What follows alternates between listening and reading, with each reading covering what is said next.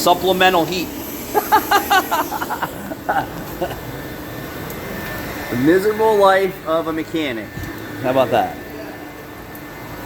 All right, so over here, the story with this snowblower was that he has it maintenance every 2 years.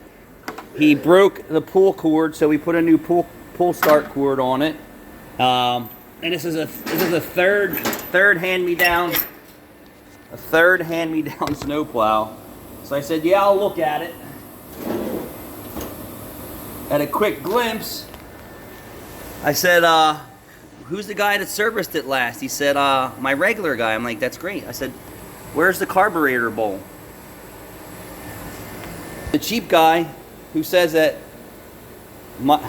this guy who owns the snowblower takes it to every 2 years for maintenance, that he gave it back to him with the main jet and the carburetor bowl missing. He goes, yeah, when I turned the fuel on, it was just leaking out. I'm like, yeah, because your dude who did your maintenance work took the float bowl off and the main jet out, and who knows, and took your money and gave it back to you with missing parts.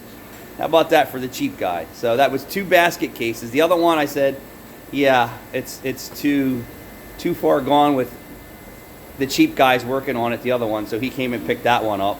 And then this one, he said, just fix it. So I ordered a carburetor. We already replaced the rope.